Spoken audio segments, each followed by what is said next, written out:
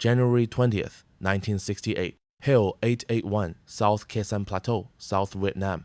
Altitude 2,800 feet. Captain William H. Dabney stood at the edge of his perimeter and stared into the fog. Somewhere out there, less than 2,000 meters to the north, Hill 881 North rose like a ghost through the mist. Somewhere in that fog, the enemy waited.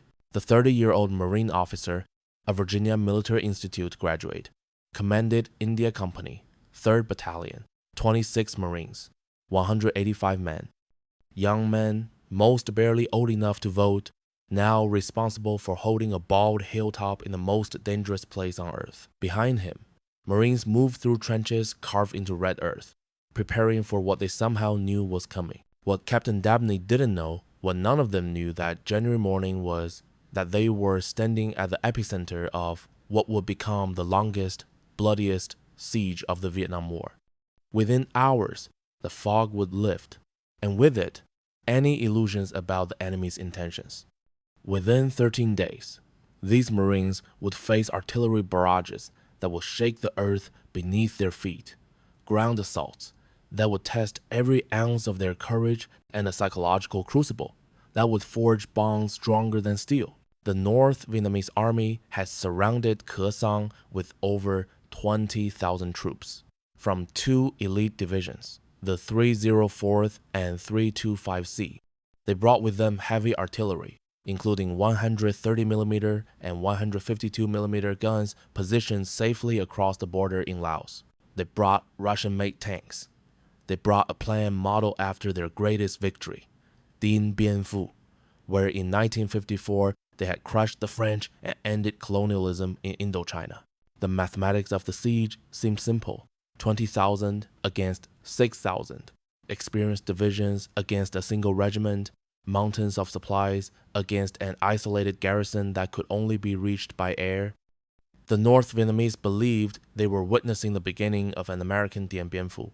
The world's media agreed. President Lyndon Johnson obsessively studied a model of Khe Sanh in the White House basement, wondering if these young Marines could hold. But what the enemy didn't understand, what they couldn't have understood until it was too late, was that these weren't French colonial soldiers fighting for a dying empire. These were United States Marines, and they had brought with them the most devastating firepower ever assembled in modern warfare. The transformation that would occur over the next 13 days would shock even those who lived through it. From the first artillery shell that exploded on Hill 861 just after midnight on January 21st, to the apocalyptic defense that would follow, these Marines would prove something that generals and politicians had long suspected: that courage, combined with overwhelming firepower and unbreakable brotherhood, could achieve the impossible. The Khe Sanh Plateau sits in the northwestern corner of Quang Tri Province, a stretch of land that nature herself seemed to design for warfare. Jagged mountains rise from jungle valleys, their peaks disappearing into clouds that cling to the hills like smoke. The Raochun River snakes through ravines 300 feet deep. Triple canopy jungle trees reaching 60 feet into the sky blankets everything, creating a green twilight even at noon. Route 9, the only road connecting this wilderness to civilization, runs 24 miles from the coast to the Laotian border, climbing through mountain passes that twist like a serpent. In the dry season, it was barely passable. In the monsoon, from October to March, it became a river of mud that could swallow trucks whole. This was Indian country. This was where America's war against North Vietnamese aggression would either be won or catastrophically lost. The strategic value of Khe Sanh was brutally simple. Whoever controlled these mountains controlled the invasion route into South Vietnam's 2 northernmost provinces. 10 miles to the north, the demilitarized zone, anything but demilitarized, marked where the Geneva Accords of 1954 had divided Vietnam at the 17th parallel. 10 miles to the west, the Laotian border provided sanctuary for North Vietnamese forces, who moved supplies down the Ho Chi Minh Trail. A branch of that trail, which the Marines grimly nicknamed the Santa Fe Trail, ran directly past Khe Sanh. If the North Vietnamese could seize Khe Sanh, they could punch through to the coast, cutting South Vietnam in half. They could capture the provincial capitals of Quang Tri City and Hue. They could trigger the collapse they'd been dreaming of since the Americans landed in 1965. American interest in Khe Sanh began modestly. In August 1962, you As Army Special Forces, the legendary Green Berets established a civilian irregular defense group camp on a plateau overlooking the Raochuan Valley. They recruited Bru Montagnard tribesmen, indigenous people who had lived in these mountains for centuries, and trained them to watch the infiltration routes from Laos. By September 1962, the Special Forces had constructed a crude airstrip, just a dirt runway carved from the jungle.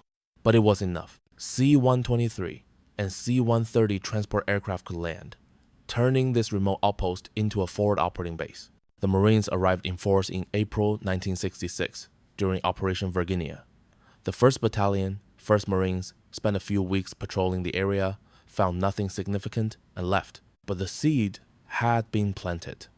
By October 1966, the 1st Battalion, 3rd Marines moved in during Operation Prairie, and the Green Berets relocated their CIGG camp to Long Vei, 9,000 meters to the southwest. For the Marines who inherited Khe Sanh, life settled into a routine of patrols, defensive improvements, and the occasional firefight.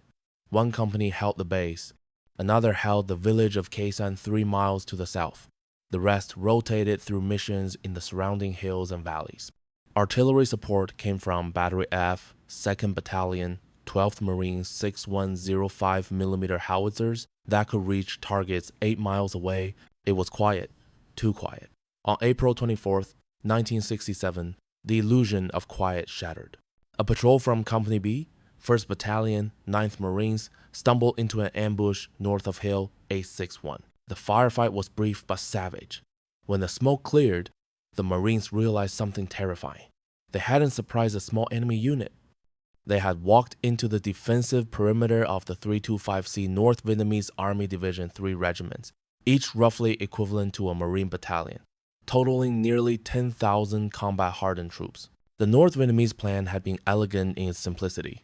Artillery would hammer Marine fire support bases across Quang Tri Province, Camp Carroll, the Rock Pile, Con Thien, Jiu Ling, preventing reinforcements. Sappers would blow Route 9 in multiple places, cutting the overland supply line. A secondary attack would hit Long Vei to tie down the Special Forces. And then, under cover of fog and supported by direct fire from positions on hills 881 North, 881 South, and 861, a full regiment would assault the Khe Sanh combat base and seize the airstrip. It was Dien Bien Phu version 2. Colonel John P. Lanigan and his 3rd Marines would have something to say about that. On April 28, 1967, after massive preparatory fires from Marine artillery and airstrikes that turned the jungle into a moonscape, 2 Marine battalions kicked off Operation PRIV. The 2nd Battalion, 3rd Marines Lieutenant Colonel Earl R. Dallon, commanding assaulted Hill 861 from the south.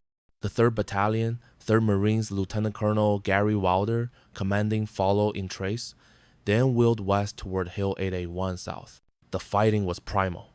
North Vietnamese soldiers, dug into reinforced bunkers built from logs and sandbags, fought with desperate courage.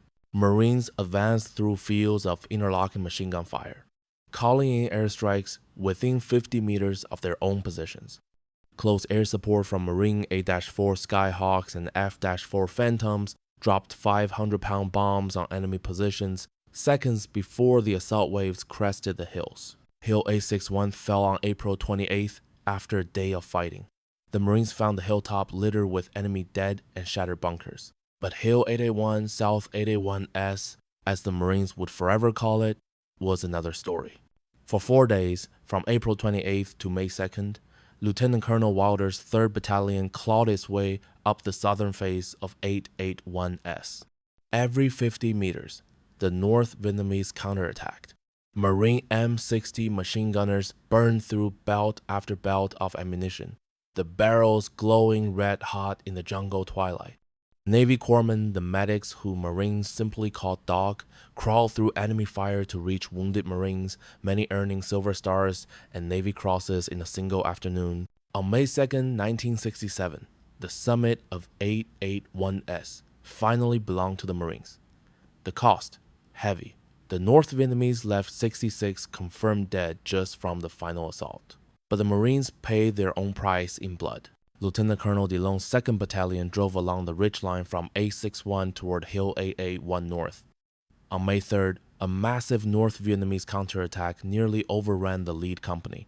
Artillery fire from batteries at Khe Sanh and the rock pile broke the attack, leaving dozens of enemy bodies tangled in the wire. On May 5th, the 2nd Battalion fought its way to the crest of 881N and secured the final objective. The hill fights were over. From April 24th through May 12, 1967, the Marines killed 940 confirmed North Vietnamese soldiers. Marine losses: 155 killed, 425 wounded. More importantly, the 325C Division had been mauled so badly that it withdrew into Laos to rebuild. Colonel Lanigan's after-action report was succinct. His Marines had been engaged in conventional infantry combat against a well-trained, highly disciplined enemy force that built elaborate bunker complexes and fought to the death. But Marine artillery and close air support had proven devastatingly effective, the most accurate and powerful Colonel Lanigan had witnessed in 3 wars. The North Vietnamese learned their lesson. The hills around Khe Sanh were deadly.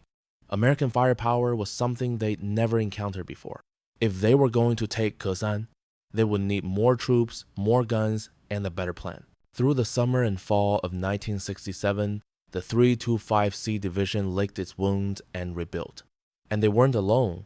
From Hanoi came orders to assemble the largest concentration of North Vietnamese forces ever committed to a single battlefield.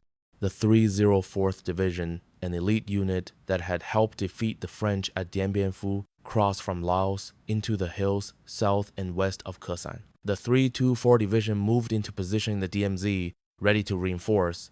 The 320 Division deployed east of Khe Sanh near the rock pile, completing the encirclement. Artillery regiments brought their guns across the Laotian border and dug them into caves and camouflage positions along Khao Rock Ridge and in the hills north of 881. These weren't the 82mm mortars and 122mm rockets that had harassed the Marines for months. These were 130mm and 152mm howitzers, big guns that could fire 100-pound shells 15 miles with devastating accuracy. 10 companies moved south with Russian-made PT-76 light tanks and Chinese Type 59 medium tanks. Engineer battalions prepared assault positions and siege trenches. Signal units laid thousands of meters of communication wire. Supply units stockpiled ammunition, rice, medical supplies, everything an army would need for a sustained siege. On August 12, 1967, Colonel David E. Lowndes assumed command of the 26th Marines at Khe Sanh. He inherited a mess. His regiment was scattered across northern I Corps. Only one battalion, the 1st Battalion, 26th Marines, commanded by Lieutenant Colonel James B. Wilkinson, was at Khe Sanh. One company held Hill 881S. Another held Hill 861. A third provided base security. The rest conducted patrols and rotated through reserve. Colonel Lowndes, a tall, soft-spoken officer who had earned a Silver Star on Okinawa during World War II, understood his mission with crystal clarity. Hold Khe Sanh, deny the enemy access to the vital terrain, support the pacification efforts along the coast by keeping North Vietnamese divisions tied down in the mountains. And if the enemy wanted a fight, kill as many of them as possible. Through the fall of 1967, enemy activity increased.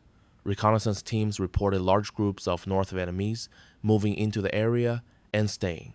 Companies on the hills reported more sniper fire, more probing attacks against the wire, more signs that something big was coming. On December 13, 1967, the 3rd Battalion, 26 Marines now commanded by Lieutenant Colonel Harry L. Ottoman, returned to Khe Sanh and rejoined its parent regiment.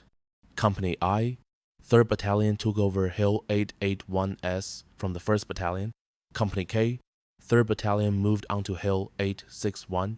On December 26, 1967, Captain William H. Dabney led India Company up the steep slope to the summit of 881S.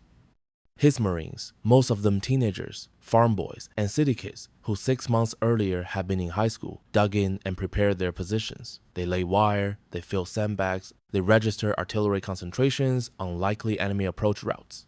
They settled into the routine of war. Captain Dabney, a thoughtful officer, who believed deeply in ceremony and military tradition, established a ritual that would become legendary. Every morning at 0800 hours, without fail, his Marines would raise the American flag. It didn't matter if enemy mortars were falling. It didn't matter if the fog was so thick you couldn't see 10 meters. The ceremony would happen. A jerry-rigged radio antenna served as the flagpole. Second Lieutenant Owen S. Matthews, the only man in the company who could play bugle, would sound "To the Colors." And every Marine would stand at attention, hand over heart, while Old Glory rose above Hill 881S. The first few times, the North Vietnamese responded with mortar fire. The Marines would scramble for cover the instant the ceremony ended, and someone would raise Maggie's drawers a pole with red silk panties attached to mock the enemy's poor marksmanship. It became a daily ritual of defiance, a middle finger to the North Vietnamese Army that said, "We're still here, and we're not going anywhere." By early January 1968, intelligence reports painted an alarming picture. Major General Rathbone McSee Tompkins, who had assumed command of the 3rd Marine Division in November 1967, reviewed the evidence with growing concern.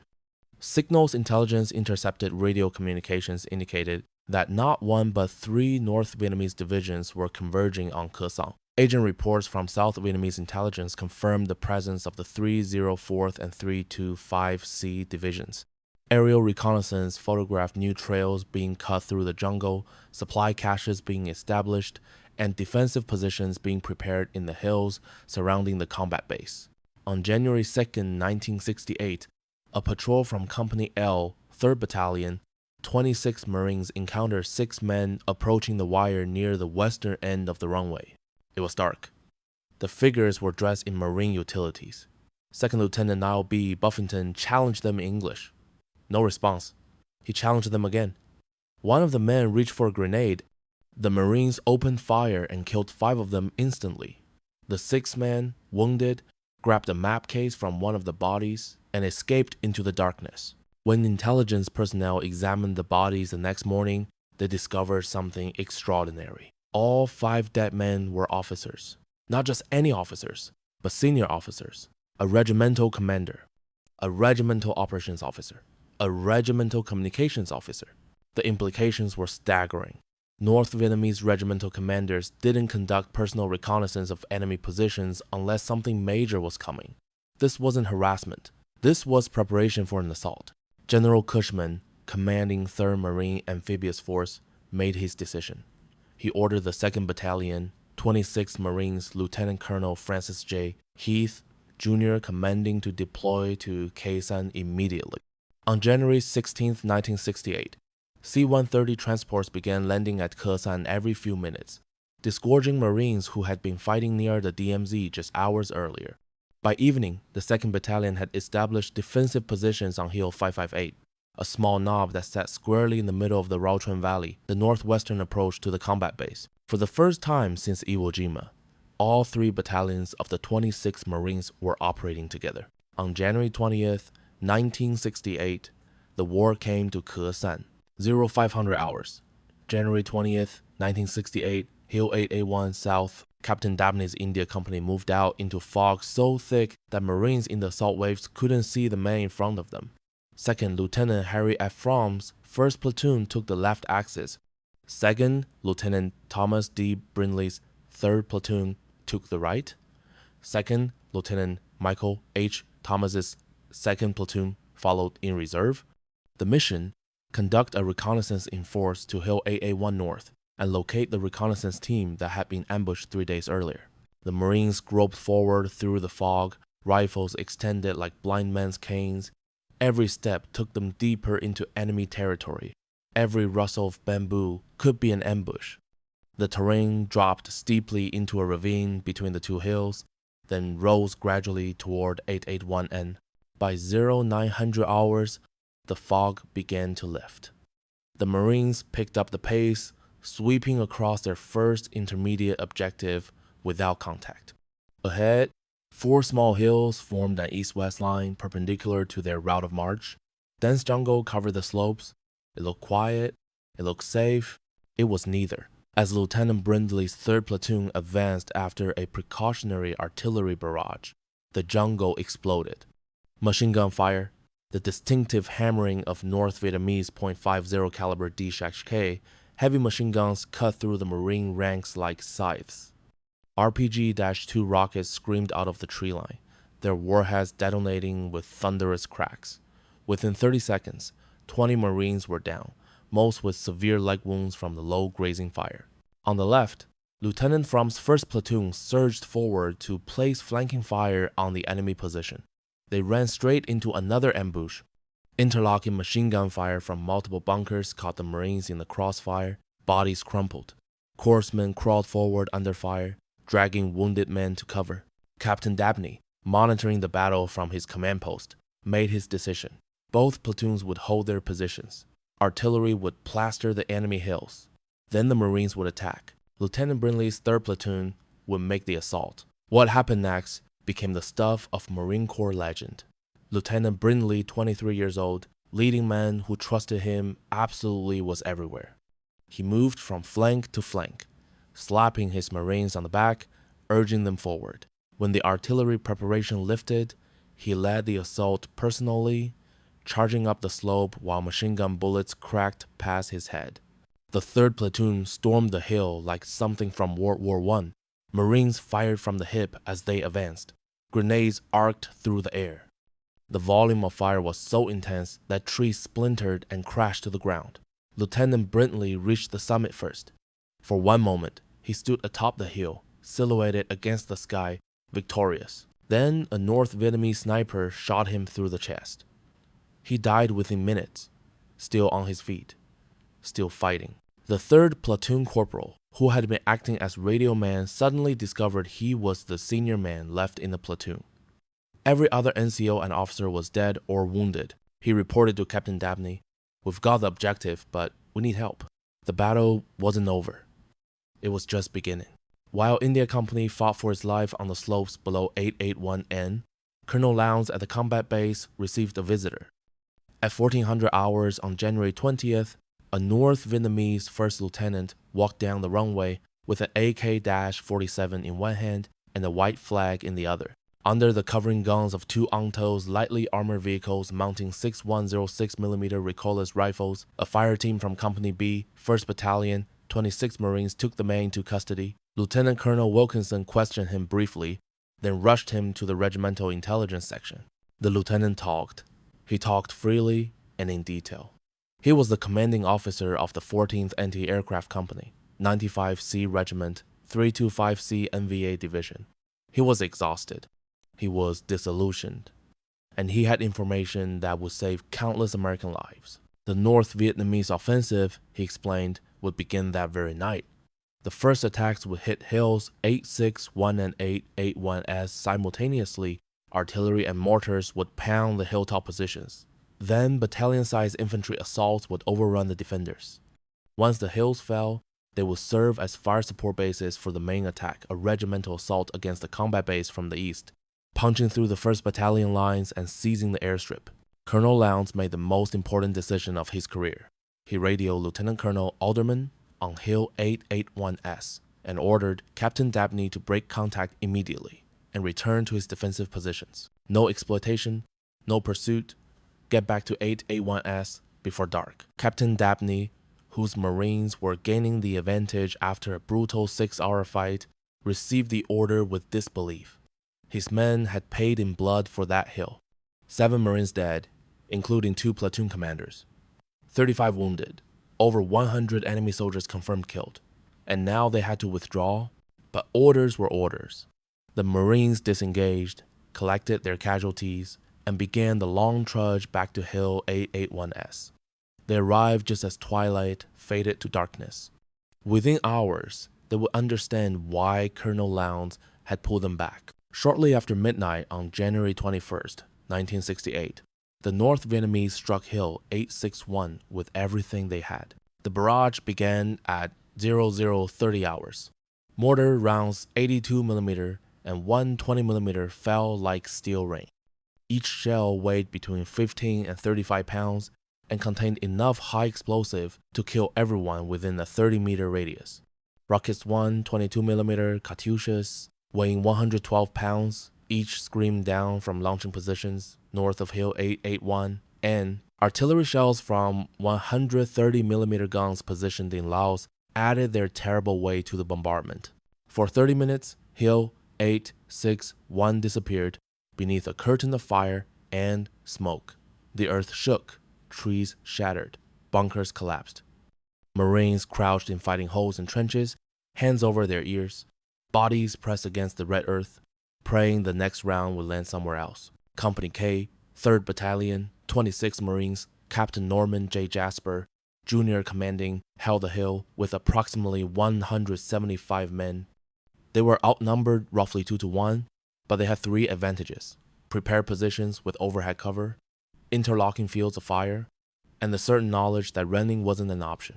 At 0100 hours, the barrage lifted. In the sudden, ringing silence, Marines could hear something worse than explosions: the sound of voices speaking Vietnamese.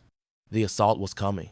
Bangalore torpedoes, long tubes packed with explosives, blew gaps in the defensive wire. Sapper teams rushed through, cutting additional paths with wire cutters.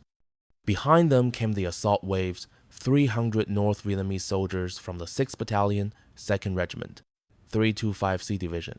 The Marines opened fire. M60 machine guns hammered out 550 rounds per minute. M16 rifles cracked. M79 grenade launchers thumped, their 40mm grenades exploding among the advancing enemy soldiers. Illumination rounds burst overhead, turning night into a hellish twilight where shadows danced and men died. The North Vietnamese penetrated Company K's lines on the southwestern side of the hill, overrunning the helicopter landing zone. For a few terrible minutes, it appeared the position might fall. Enemy soldiers poured through the gap, firing AK-47s, throwing Chicom stick grenades, potato masher grenades with wooden handles that could be thrown farther than American hand grenades. Captain Jasper was hit 3 times shoulder, leg, and arm, but remained in command until he could no longer stand. First Lieutenant Jerry N. Salisbury, the executive officer, took over. Company Gunnery Sergeant James B. Gallo was killed by machine gun fire while directing the defense. The first sergeant, Stephen L.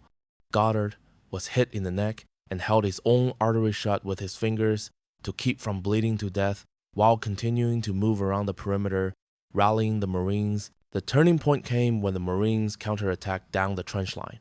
Lance corporals and corporals, young men with just months of combat experience, led the charge. They fought hand-to-hand with rifle butts, bayonets, and grenades. They drove the North Vietnamese back, sealing the breach, isolating pockets of enemy soldiers who had penetrated too deep. In one mortar pit, Marines sang the Marines' hymn while they dropped rounds into their tubes, one after another, until the barrels glowed red-hot. The psychological impact on the North Vietnamese soldiers who could hear that singing must have been profound. Instead of breaking, the Marines were laughing at death. The fight lasted until dawn. When the sun rose on January 21st, 1968, 47 North Vietnamese bodies lay sprawled across Hill 861. 4 Marines had died defending it. Dozens more bore wounds they would carry for the rest of their lives. But the hill remained in Marine hands. Major Matthew P. Caulfield, the operations officer for 3rd Battalion, 26 Marines, watched the battle for Hill A61 unfold from his command post on Hill AA1S. He couldn't see the fighting, it was 2.5 miles away, but he could hear it. The radio crackled with reports from 1st Lieutenant Salisbury. "We're being overrun. Command group is all down." Major Caulfield, a veteran Marine officer with combat experience dating back to Korea, knew panic when he heard it. He also knew how to counter it. "A Marine unit doesn't get overrun," Major Caulfield said calmly into the radio. "Now calm down and tell me what is really happening." Lieutenant Salisbury explained. Captain Jasper was badly wounded. The gunnery sergeant was dead. The company was in desperate need of ammunition and medical supplies. "Now, Jerry," Major Caulfield said, "I know you can do this. We're sending help." The help came from Hill 881S. Captain Dabney's Marines turned their 81mm mortars on the enemy assault positions and fired 680 rounds in support of Company K. They fired so many rounds so quickly that the mortar tubes became dangerously overheated. Marines poured water down the tubes to cool them. When the water ran out, they used fruit juice. When the juice ran out, they urinated on the tubes. The fire support was devastatingly accurate. Major Caulfield personally approved each 20-round expenditure, ensuring that every shell landed where it would do the most good. The mortar barrage, combined with artillery fire from Lieutenant Colonel John A. Hanley's 1st Battalion, 13th Marines at the combat base, broke the back of the North Vietnamese assault, but the real lesson of that night wasn't the bravery of the defenders or the firepower of the artillery. It was the realization that helicopters, the lifeline for these isolated hilltop positions, were dangerously vulnerable. During the battle, CH-46 C-9 helicopters from Marine Aircraft Group 36 attempted to evacuate casualties from Hill 861. One was shot down by enemy fire. Another managed to extract the downed crew, but only by flying through a storm of machine gun and small arms fire. 7 helicopters had been lost attempting to resupply Hill 881S in the previous weeks. The Marines needed a new system. They needed a way to protect helicopters during the most vulnerable moment, the 30 to 45 seconds when they hovered over a landing zone, loading or unloading supplies, unable to maneuver. The solution came from Marine aviation. They called it the Super Gaggle, and it would revolutionize helicopter operations in combat. The Super Gaggle worked like a symphony of destruction. First, fighter bombers A-4 Skyhawks and F-4 Phantoms would strike enemy positions near the landing zone with bombs and napalm. As the fighters pulled off target, Marine A-1 Skyraiders, Vietnam War-era propeller aircraft, affectionately called SPADs, would lay down smoke screens, creating a curtain of smoke between the landing zone and known enemy positions. Then came the helicopters, flying information. 12 CH-46s carrying supplies, escorted by UH-1E Huey gunships armed with rockets and machine guns. The gunships would make gun runs on any enemy position that dared to fire. Meanwhile, Marine artillery would fire a box around the landing zone 4, precisely aimed barrages that created walls of exploding steel. The helicopters would land 5 at a time, engines screaming, rotors beating the air. They would stay on the ground for exactly 20 seconds. Supplies off, wounded on, lift off. The entire operation from the first bomb drop to the last helicopter departing took less than 10 minutes. Sergeant Ronald Eccles, who served with Mike Company, 3rd Battalion, 26th Marines on Hill 881S, later remembered watching the Super Gaggle approach. They looked like geese coming through there, so they called it the Super Gaggle. The system worked. After its implementation on February 24, 1968, helicopter losses on resupply missions dropped to nearly 0. Marines on the hilltop outposts, who had gone 9 days without food and survived by catching rainwater condensation on plastic sheets spread down the hillside, could now receive regular supplies. The Super Gaggle became one of the iconic innovations of the Khe Sanh siege, proof that American ingenuity could adapt to any challenge. While Company K fought for its life on Hill 861, disaster struck the combat base. At 0530 on January 21st, 1968, North Vietnamese gunners launched their first major bombardment of the Khe Sanh combat base. From positions north of Hill 881N, from hills to the south and west, from artillery positions across the border in Laos, hundreds of mortar rounds, artillery shells, and 122mm rockets converged on the runway and its surrounding installations. The base wasn't ready. There had been warnings, yes, but nothing could prepare the Marines for the sheer volume of fire that now fell on them. The first round struck near the runway, sending up geysers of red earth.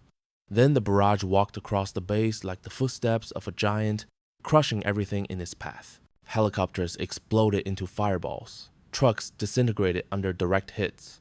Tents and Quonset huts collapsed. One round struck Colonel Lowndes' quarters, demolishing the structure. Fortunately, the regimental commander was in his tactical operations center at the time. Then, at approximately 0545, one enemy shell found the main ammunition dump. The dump sat near the eastern end of the runway, just inside the perimeter defended by Company B, 1st Battalion, 26th Marines. It contained hundreds of tons of ammunition, 105mm and 155mm artillery shells, 81mm and 4.2-inch mortar rounds, small arms ammunition, grenades, explosives, everything an infantry regiment needed to fight a war. The explosion was cataclysmic. One moment, there was an ammunition dump. The next moment, there was a mushroom cloud rising thousands of feet into the air. The shock wave flattened everything within 100 meters. Windows shattered in bunkers a quarter-mile away. Men were lifted off their feet and thrown to the ground. But the real horror was what came next. Burning ammunition began to cook off, exploding from the heat of the fire. Thousands of artillery shells and mortar rounds became unguided missiles, flying through the air and exploding randomly across the base. Some flew straight up and came down like bombs, others skittered across the ground before detonating.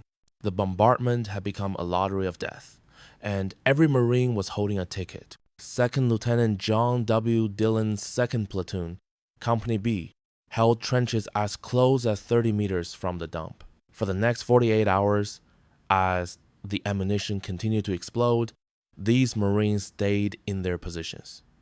They couldn't evacuate. Abandoning the perimeter would leave the base vulnerable to ground attack. They couldn't take cover. There was no cover from artillery shells exploding directly overhead. They endured. They crouched in their fighting holes while shrapnel rained down, embedding itself in flak jackets, shelter halves, and flesh. They wore their gas masks because one enemy shell had hit a cache of CS tear gas, releasing choking clouds of the chemical irritant that saturated the entire base. They stayed at their posts because that's what Marines do. Lieutenant Dillon later recalled that his trench line became an impact area for unexploded ordnance from the dump. We had duds of every caliber imaginable scattered through our positions. He said, 81mm mortars, 105mm howitzer rounds, 155mm shells. Any one of them could have detonated at any moment. The chaos of the ammunition dump explosion revealed the character of the men at Khe Sanh. While some might have run, sought cover, or frozen in terror, Marine after Marine performed acts of extraordinary courage. Captain William J. O'Connor, commanding Battery C, 1st Battalion, 13th Marines, found himself in command of a battery under direct fire from both the enemy and friendly ammunition. When burning rounds began falling into his gun positions, he didn't order his Marines to take cover. Instead, he personally began picking up the searing hot ordnance and carrying it to a disposal area 50 meters away. 1st Lieutenant William L. Everhart, O'Connor's executive officer, joined him. So did Sergeant Ronnie D. Whiteknight, the battery supply sergeant. For 3 hours, these 3 Marines carried burning ammunition away from the gun positions 75 to 100 rounds in all. Each round could have exploded in their hands. Each trip could have been their last. When CS gas swept over the battery, cutting off many gunners from their protective masks, Lieutenant Everhart and Sergeant Whiteknight gathered up extra masks and distributed them to Marines in the gun pits. The gunners donned the masks and kept firing. Throughout the base, similar acts of heroism played out. Motor transport drivers sprinted from bunkers to move vehicles into revetments before they could be destroyed. Artillerymen stayed at their guns, firing counter-battery missions even as enemy shells exploded around them. Major Ronald W. Campbell, executive officer of 1st Battalion, 13th Marines, ignored the bombardment and moved from crater to crater, analyzing the damage and collecting shell fragments so he could determine the caliber of enemy weapons and the direction of fire. At the Battalion A station, Navy corpsmen and doctors worked through the bombardment, treating wounded Marines as the building shook around them. Pilots from Marine Aircraft Group 36, their helicopters destroyed on the runway, grabbed rifles and joined the defense of the perimeter. The statistics from that first bombardment tell the story. 1,500 rounds impacting in less than 2 hours. 18 Marines killed, 40 medevaced, 54 wounded but returned to duty. Ammunition losses estimated at 98% of total stockpiles. But the base held. The perimeter was intact. The runway, though cratered, was still operational. And the Marines, though bloodied, were ready for the next round. While the combat base endured its baptism of fire, another drama unfolded 3 miles to the south.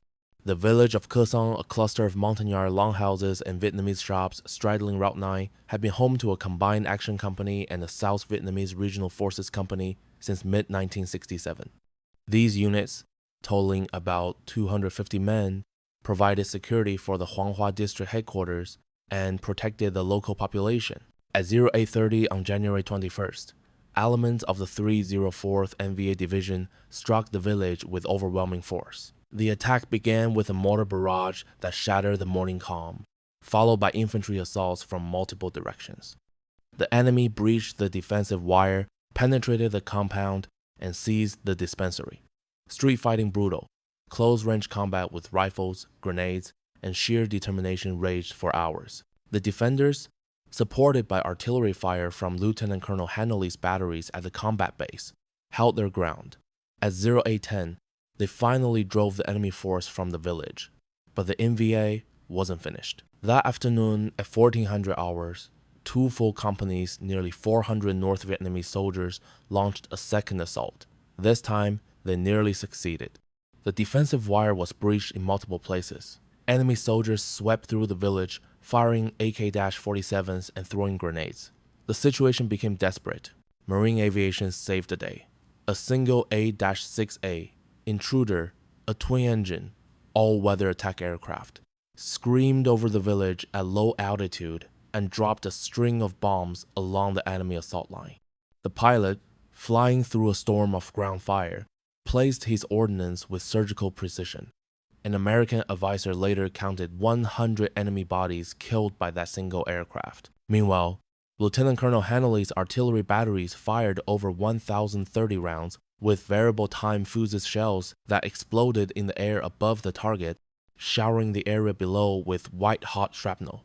The VT rounds detonated over the defensive wire, cutting down North Vietnamese soldiers by the dozen. An American advisor counted 123 enemy bodies on or around the barbed wire.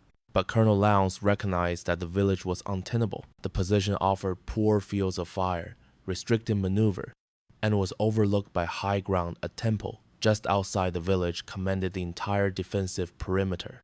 Most critically, a full regiment of the 304th Division was operating in the immediate vicinity. If the NVA surrounded the village and cut it off from relief, the defenders would be lost. That evening, Colonel Lowndes ordered the evacuation. Helicopters braved enemy fire to extract the Marines and U.S. Army advisors. The Vietnamese troops and government officials moved overland, a dangerous trek through country that could have been filled with enemy soldiers. By nightfall, on January 21st, the Combined Action Company and Regional Forces Company had taken up new positions in the southwestern sector of the combat base, absorbed into Forward Operating Base -3, the Special Forces compound. The abandonment of Khe Sanh village was a bitter pill. For the local Montagnards and Vietnamese civilians, it meant becoming refugees. For the Marines, it meant ceding ground to the enemy. But Colonel Lowndes understood something that armchair strategists back in the United States didn't. Sometimes tactical withdrawal is the smartest move on the board. Better to consolidate his forces inside a defendable perimeter than risk losing an entire company in an indefensible village. From January 22nd through January 26, 1968, the siege of Khe Sanh settled into a pattern that would define the next 77 days. Each morning, the North Vietnamese would open fire. Mortars, rockets, and artillery shells would fall on the combat base and hilltop outposts with brutal regularity. The bombardments were timed to catch the Marines at their most vulnerable. Dawn, when they were eating breakfast. Noon, when they were moving between positions. Dusk, when they were strengthening defensive positions. The enemy gunners were skilled. They would bracket the target firing rounds that landed short and long, then adjust their aim until they were landing shells precisely where they wanted them. They targeted the runway, trying to crater it enough to prevent aircraft landings. They targeted the Tactical Operations Center, trying to kill Colonel Lowndes and his staff. They targeted the artillery positions, hoping to silence the Marine guns. They targeted the supply dumps, seeking to starve the garrison into submission. The Marines adapted. They learned to recognize the sound of different weapons. The 82mm mortar made a distinctive thunk when it fired, giving Marines 21 seconds to take cover. The 122mm rocket made a whooshing sound in flight, its trail visible in daylight. The 130mm artillery shells fired from guns in Laos gave no warning at all except the shriek of their passage and the thunder of their impact. Life became measured in heartbeats. You learned to dive for cover the instant you heard an incoming round. You learned to sleep in your fighting hole, even when it was half filled with water and mud.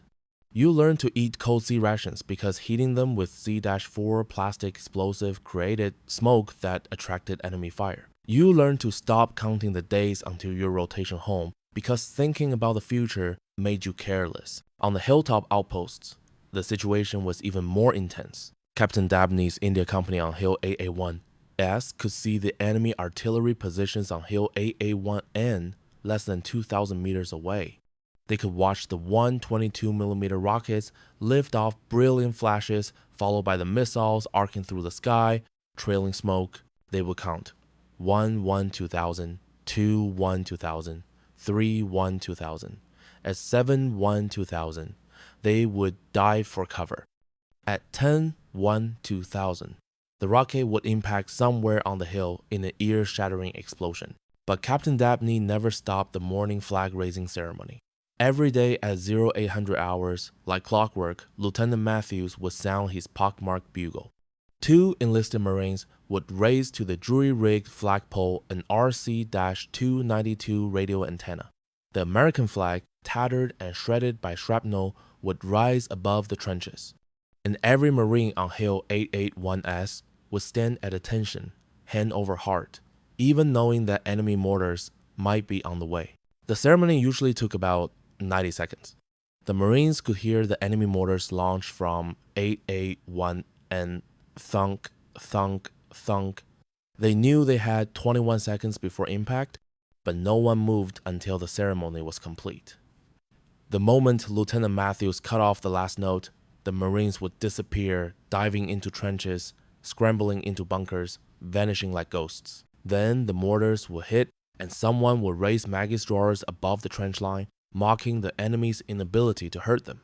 It was psychological warfare of the highest order, a message that transcended language barriers. You can shoot at us all day. We're still going to raise our flag, and we're still going to laugh at you. On January 27, 1968, the 5th and final Infantry Battalion allocated to Khe Sanh arrived. The 37th ARVN Ranger Battalion, 318 men, commanded by a Vietnamese major, landed amid enemy shelling and was immediately hustled into trenches in the eastern sector of the base. The arrival of the ARVN Rangers completed Colonel Lowndes' defensive deployment. Now he had 5 infantry battalions positioned to defend the most likely avenues of approach. Hill 881, Company I, 3rd Battalion, 26 Marines, plus 2 platoons of my company, approximately 400 men. Hill 861, Company K, 3rd Battalion, 26 Marines, plus 2 platoons from Company A, 1st Battalion, 26 Marines, approximately 300 men. Hill 861A, Company E, 2nd Battalion, 26 Marines, approximately 185 men. Hill 558, 2nd Battalion, 26 Marines, minus 1 company, approximately 800 men.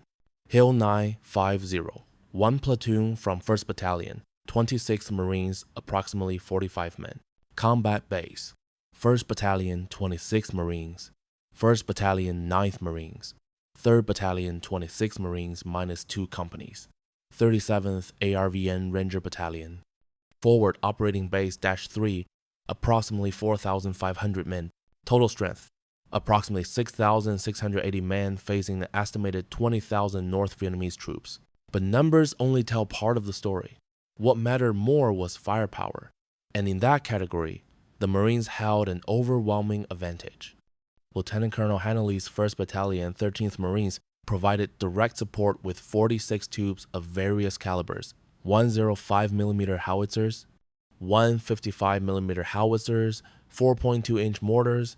The U.S. Army's 175mm guns at Camp Carroll and the Rock Pile could range the entire Khe Sanh area. Marine 81mm mortars and 106mm recoilless rifles added their weight to the defensive fire, but the real edge came from the air. Operation Niagara, a joint U.S., Air Force, Navy, and Marine Corps air campaign, would ultimately deliver 100,000 tons of bombs on North Vietnamese positions around Khe Sanh. That's equivalent to the explosive power of 5 Hiroshima-sized atomic bombs. B-52 Stratofortress bombers from the Strategic Air Command would fly 2,700 sorties, each aircraft carrying 108 500-pound bombs. Fighter bombers, F-4 Phantoms, A-4 Skyhawks, A-6 intruders would fly 24,000 tactical sorties. The North Vietnamese would learn, as the Japanese had learned on Iwo Jima, that fighting United States Marines is one thing. Fighting Marines supported by American air power is suicide. By the end of January 1968, the pattern was clear. The North Vietnamese would shell the base and hilltop outposts. They would probe the wire, testing defensive positions. They would maneuver forces, preparing for the assault that intelligence suggested was coming, but they didn't attack. The reason became apparent when Marines on Hill 881S captured 2 North Vietnamese soldiers who stumbled into the perimeter, hands raised in surrender. Through interpreters, the prisoners told a harrowing story. We asked them why they surrendered, Sergeant Ronald Eccles later recalled, and they just pointed up to the sky. The sky. That's where the real battle for Khe Sanh was being fought. 3 times per day, morning, afternoon, and evening formations of 3 B-52 Stratofortress bombers would appear over Khe Sanh at 30,000 feet, so high they were invisible from the ground. Each aircraft carried 27 tons of bombs.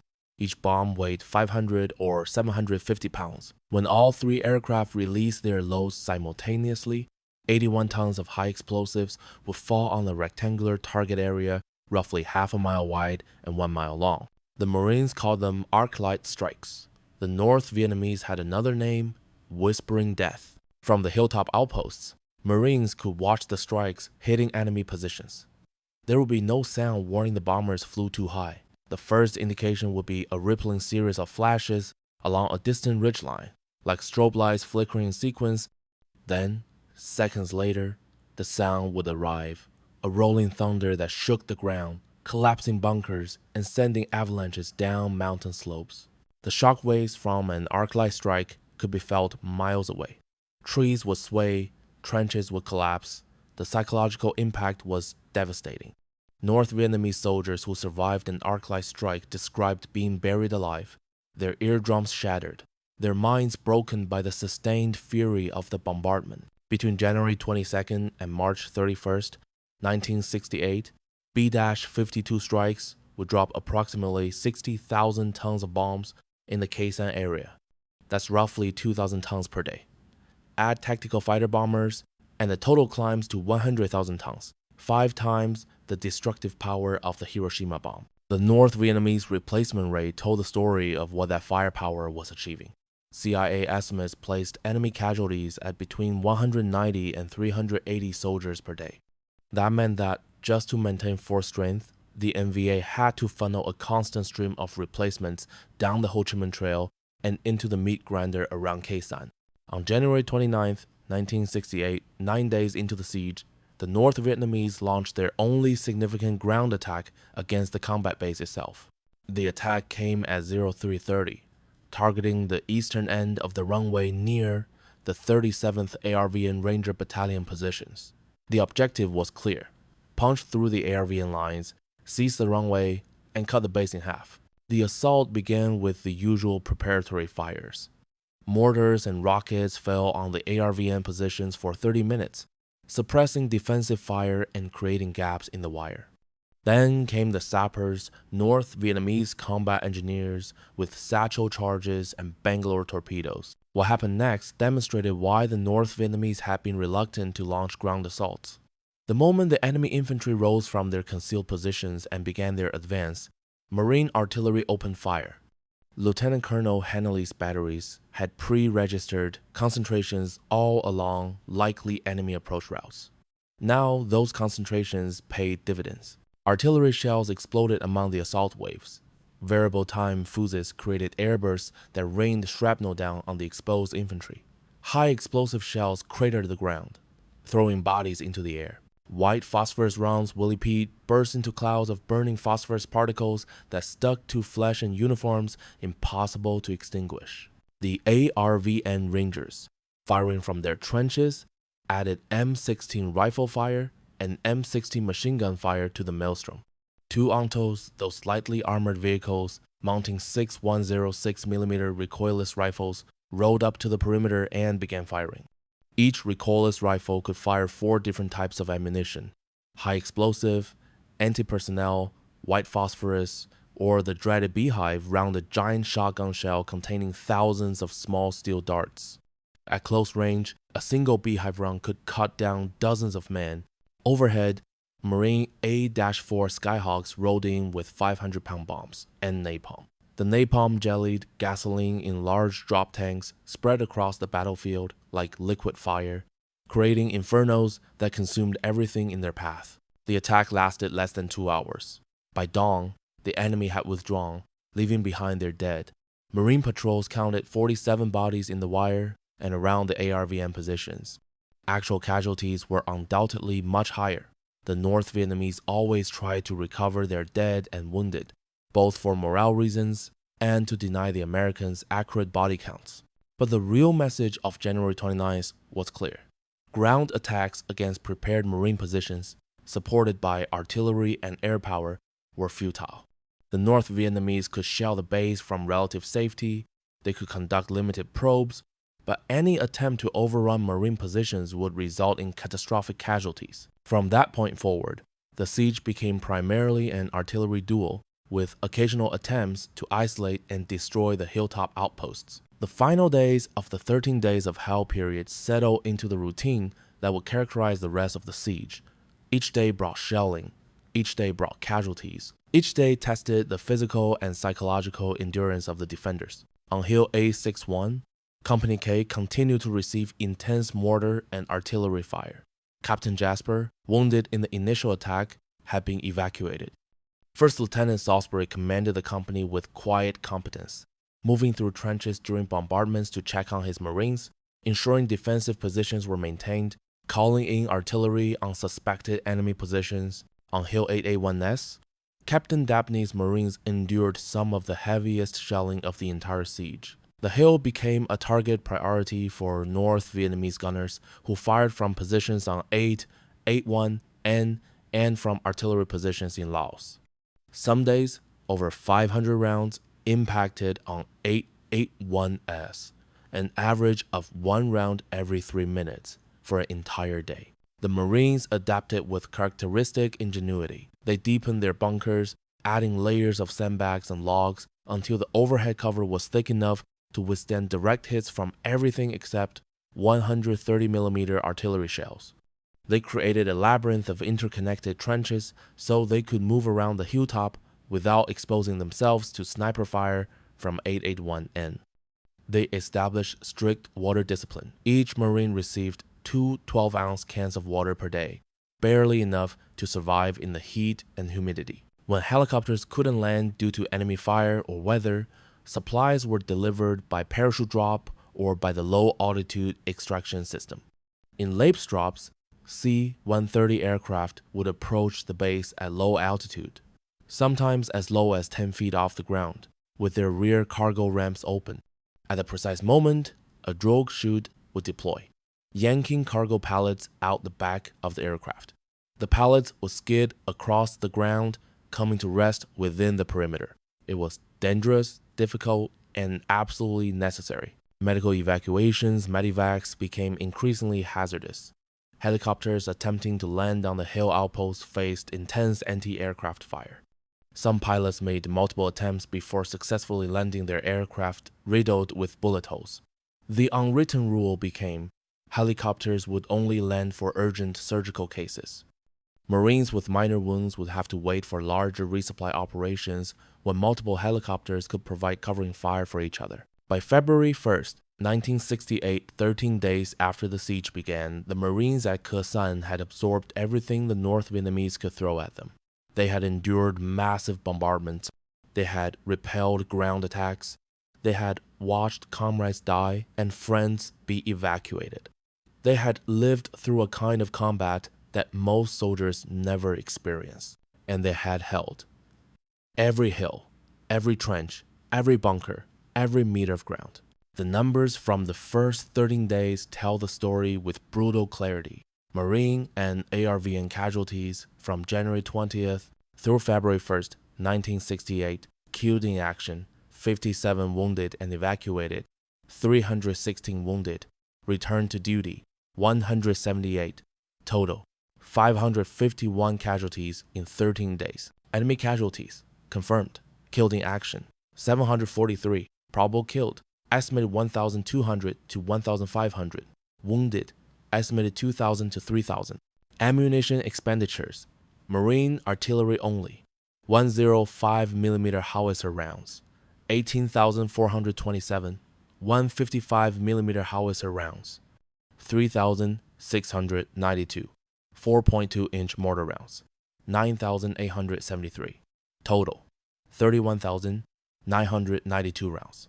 In 13 days, enemy ammunition expenditures, estimated rounds impacting on combat base and hilltop outposts, 12,000 to 15,000 rounds in 13 days. Air support, tactical fighter bomber sorties, approximately 1,800. B-52, arc light strikes, approximately 180. Tons of bombs delivered, approximately 12,000 tons in 13 days. These weren't just numbers.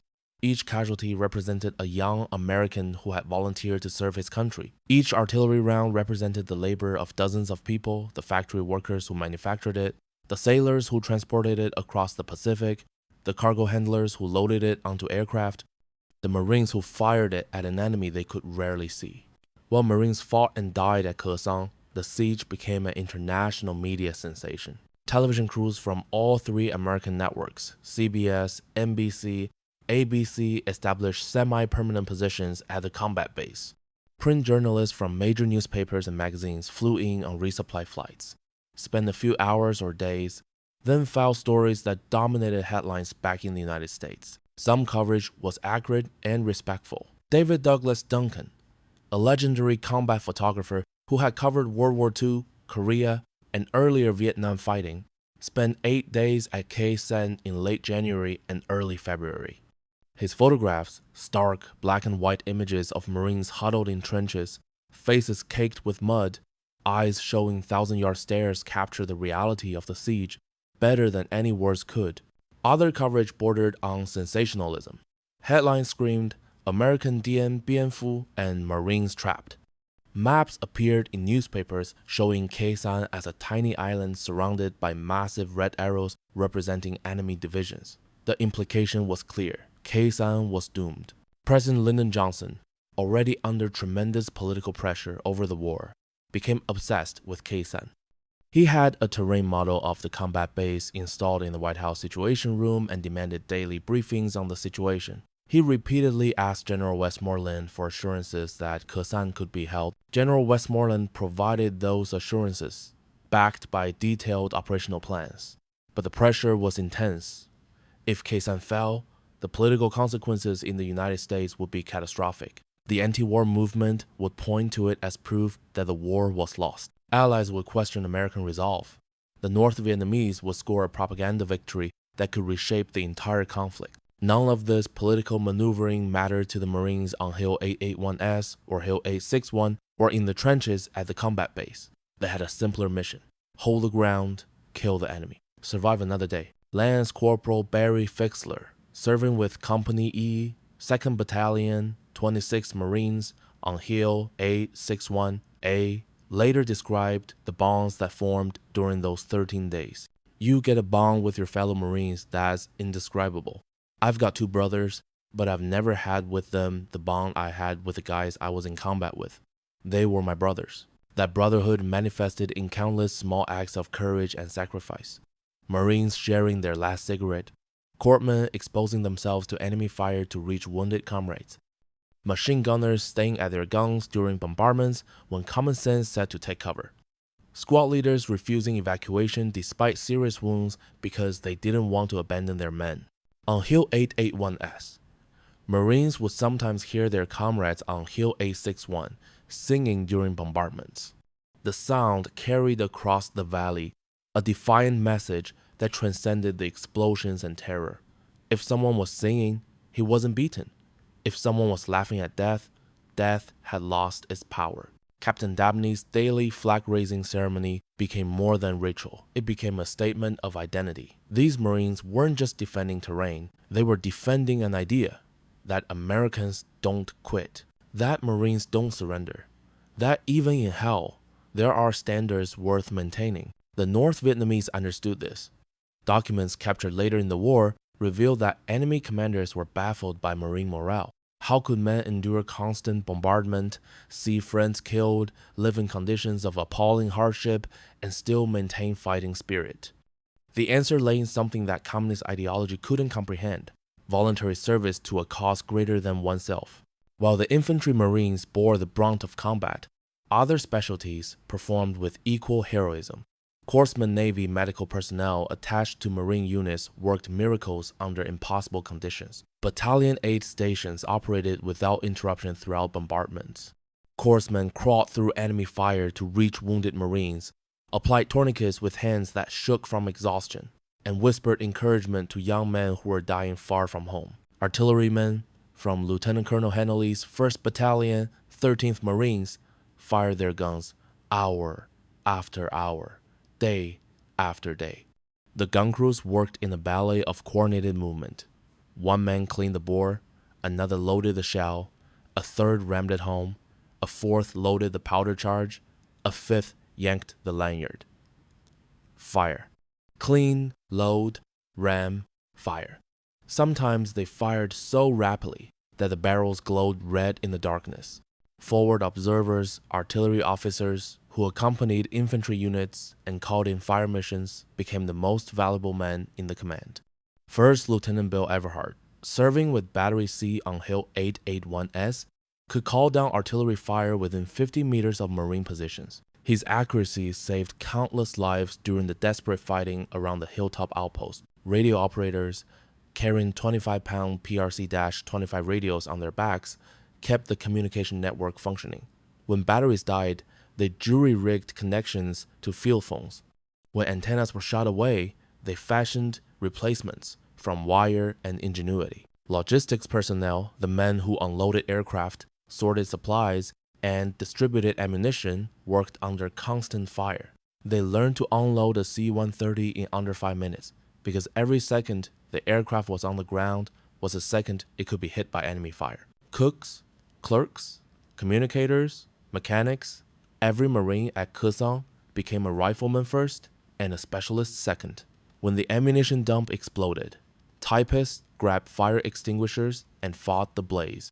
When enemy ground attacks threatened the perimeter, truck drivers grabbed M16s and manned the trenches. While much attention focused on the ground defense, the real story of Khe Sanh was the massive application of American air power. Marine Aircraft Group 36, flying from bases at Da Nang and Chu Lai, maintained constant coverage over the combat base. At any given time, there were aircraft on station, orbiting above the clouds, ready to respond to calls for close air support. The responsiveness was extraordinary. A forward air controller, usually a Marine pilot flying a small O-1 bird dog observation aircraft, would receive a request for air support from a ground unit. Within minutes, fighter bombers would check in on the radio. This is hostage 2-1, flight of 2 Alpha-4s, each carrying 12 Mark-82s and full guns. Request target brief. The forward air controller would describe the target, mark it with white phosphorus rockets, and clear the fighters in hot. The A-4 Skyhawks would roll in, wings laden with bombs, diving at angles approaching 45 degrees. They would release their bombs, pull up sharply to avoid ground fire, and the bombs would impact precisely where Marines needed them. Marine F-4 Phantoms, flying from Da Nang, provided heavier punch. Each F-4 could carry up to 16,000 pounds of ordnance, equivalent to the bomb load of a World War II B-17 bomber. They would arrive overhead, check in with the forward air controller, and deliver their bombs with devastating accuracy. Navy A-6 intruders all-weather attack aircraft equipped with sophisticated navigation and bombing systems flew at night and in bad weather when other aircraft were grounded. They could find targets in total darkness, approach at low altitude to avoid radar detection, and place their bombs within meters of the aim point. Air Force F-4s from bases in Thailand and South Vietnam added their weight to the effort. So did Navy aircraft from carriers off the coast, A-4 Skyhawks, F-8 Crusaders, and A-7 Corsairs. The variety of aircraft types mattered less than the constant presence. If Marines needed air support, it would arrive within minutes. By the end of the 13th day, the verdict was clear.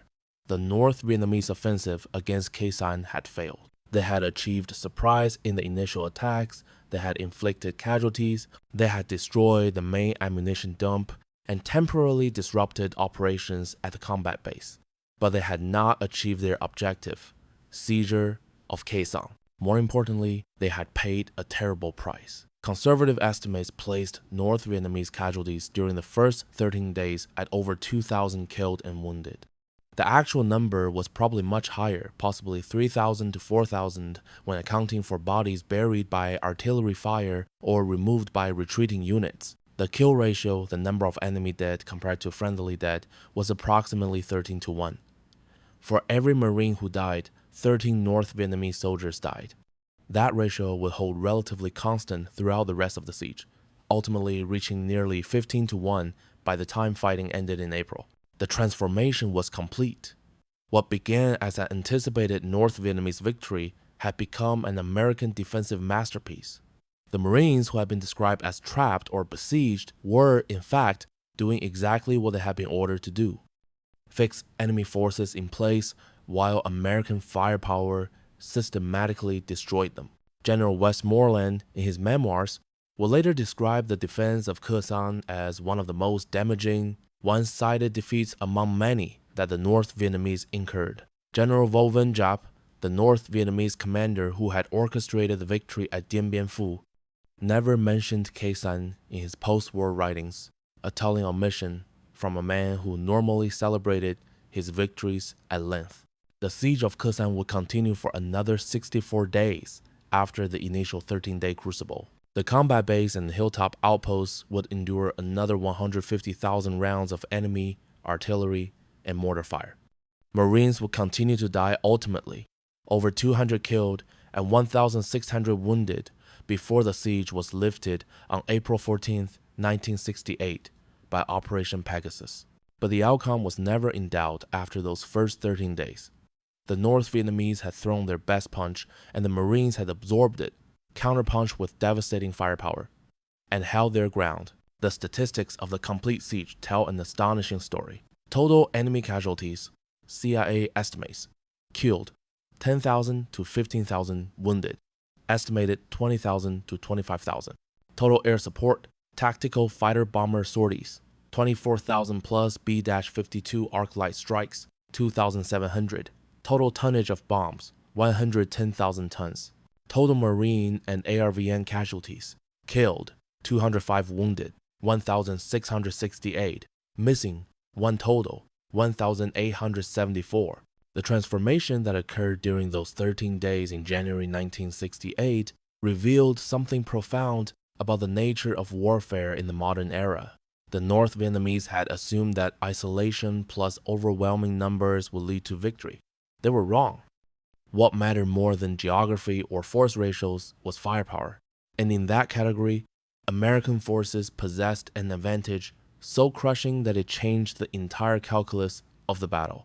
Captain William Dabney, who commanded India Company on Hill 881S throughout the siege, later reflected on the experience. We knew we were part of something important. We didn't know how history would judge it, but we knew we had done our duty.